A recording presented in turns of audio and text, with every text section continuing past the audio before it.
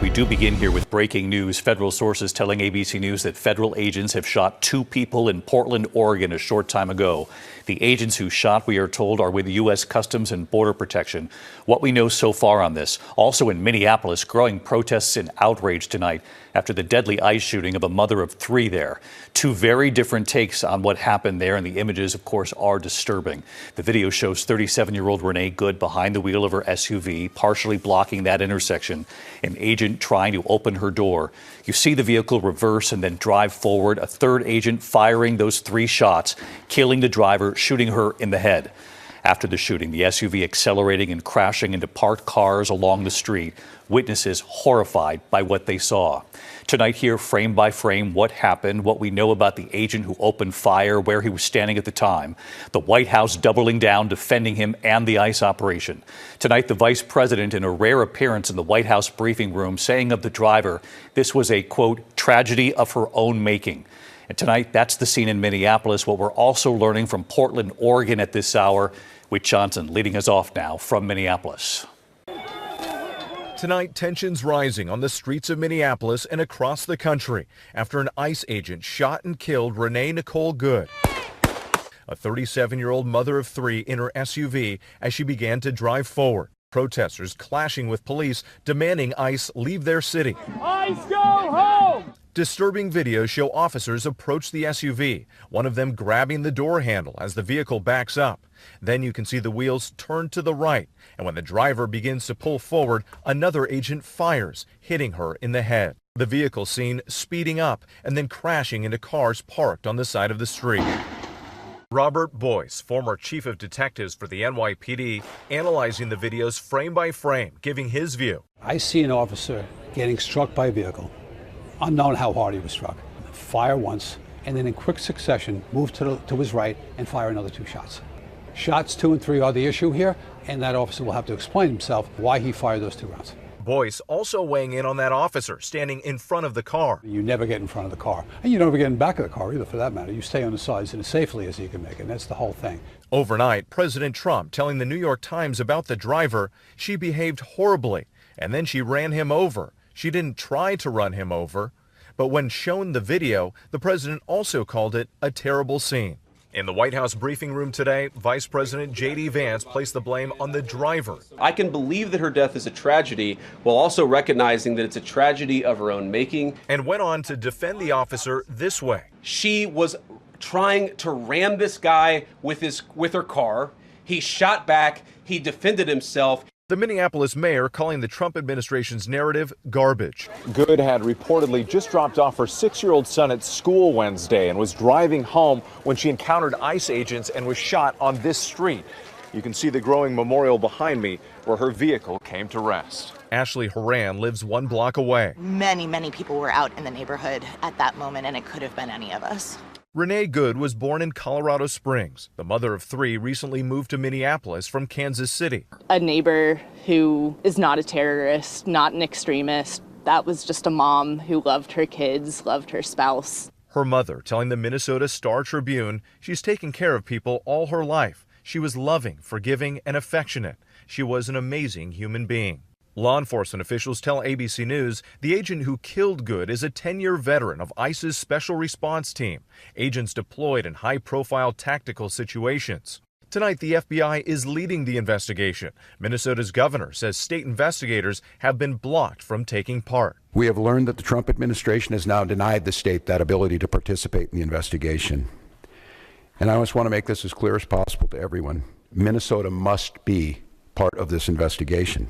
It feels very, very difficult that we will get a fair outcome. And late today, another shooting involving federal agents, this time in Portland, Oregon. Sources tell ABC News 2 people were shot and wounded. The FBI is investigating. And David, this area is less than a mile from where George Floyd was killed. You can see community members and activists have actually blocked off the street themselves. Governor Walz has also authorized the Minnesota National Guard to be staged and ready to help keep the peace if needed. If you thought the awful tragedy yesterday would do anything to change the approach the Department of Homeland Security is taking in Minnesota, you would be wrong.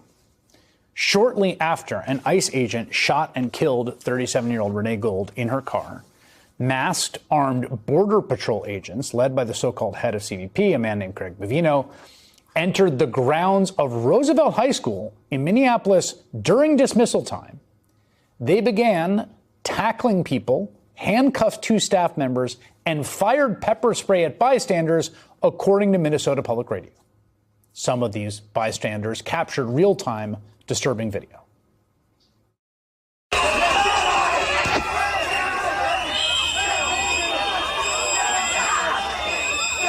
Oh!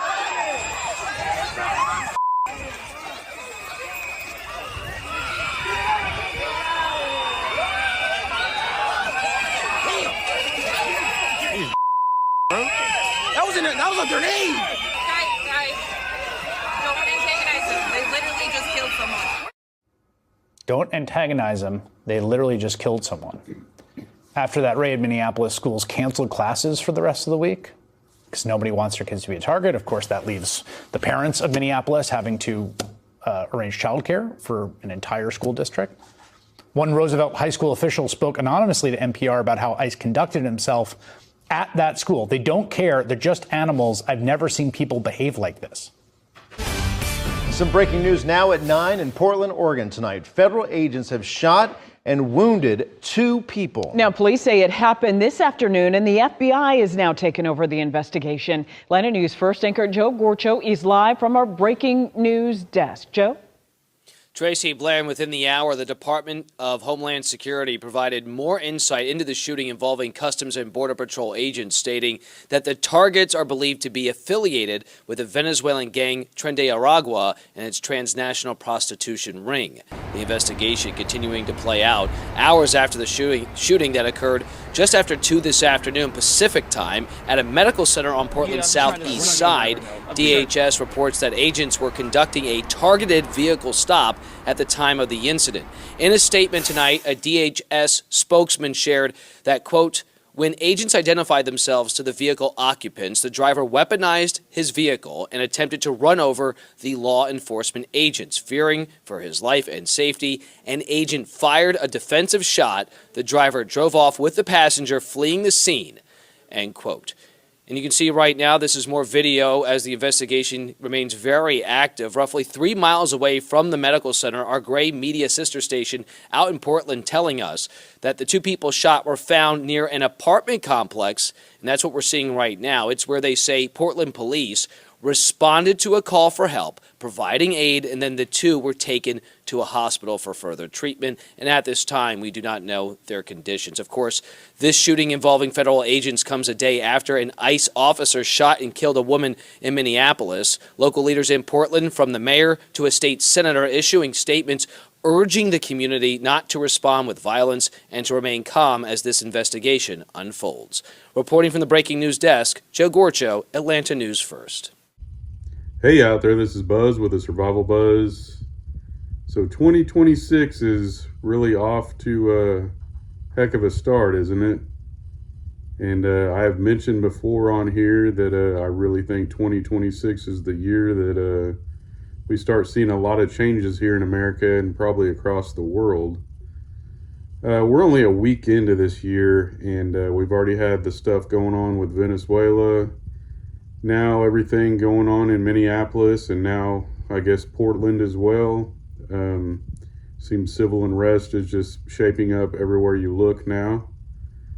And regardless how you feel about it, which side of the aisle you're on, whether you think that that young lady deserved to get shot or not, or whether she was trying to run people over or not, really is not the big picture here. It's this is just a classic case of the Hegelian dialectic, which I've spoken about on here before.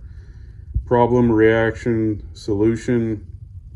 You know, and I've talked about quite extensively on here that government is all crooked at this point. At some point, maybe it was legitimate, but it hasn't been for quite some time, in my opinion, probably several decades at least. At least in my lifetime, I haven't seen a positive influence from a politician. But problem, reaction, solution is exactly what's happened with the, you know, the Biden administration. They create the problem, They smuggle all these people, all these illegal aliens over across the border, regardless of how you feel about that. They were brought over here for a reason, and that is to turn around and have a far right leaning president to come in and save the day, bring you the solution that we should ship them all back. And it's causing and ensuing nothing but chaos across the United States. And I don't foresee any end to this, honestly. And I'm not here to preach fear. I'm here to tell you that regardless of where you go, you need to stay armed and you need to stay vigilant. And you don't need to pick a side. You don't need to go out and get involved in these protests and things. That's exactly what the government wants us to do. All of this is planned very meticulously, and whether you think, like I said, that this should have happened or not, it did, and it's going to continue to happen, and people are going to get riled up, and they're going to try to shove you in a corner and make you choose a side, left or right, blue or red, and I implore you not to get involved. Not to pick a side, not to give your opinion. And it's pretty amazing when you get on these news feeds and things and read some of the comments of people, how back and forth people are. They're ready to kill each other. And that is exactly what the government wants. They want division. They want the ability to get everybody all worked up so that they can bring in military and things into these cities.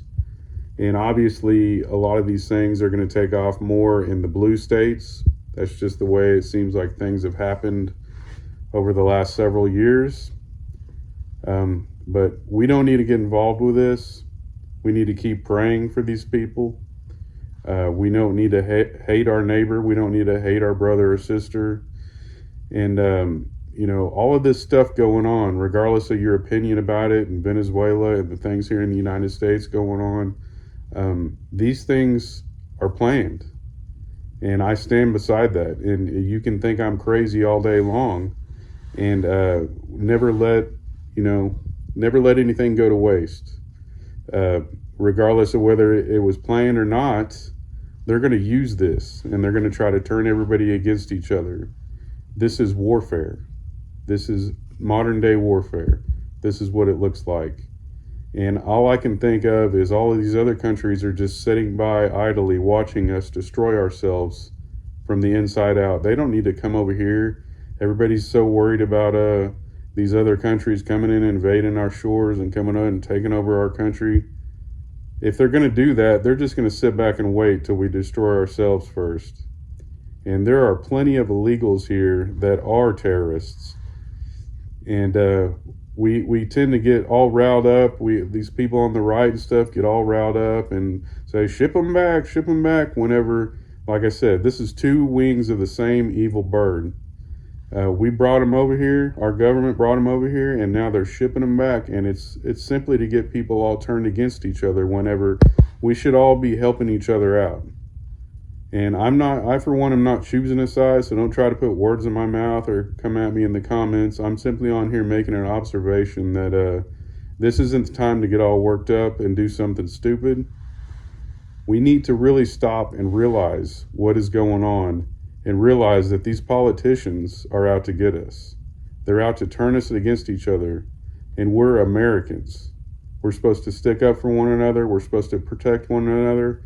But here we are fighting each other over politicians. Don't do it. But I will tell you this, stay armed and stay vigilant no matter where you go, and keep your eyes peeled, because they're going to try to shove you into one side or the other, even if you don't choose a side. I don't choose left or right, but people tend to put me in a box, and they're going to do the same to you. Stay vigilant out there, people. God bless y'all and your families, and I'll catch you on the flip side. Later.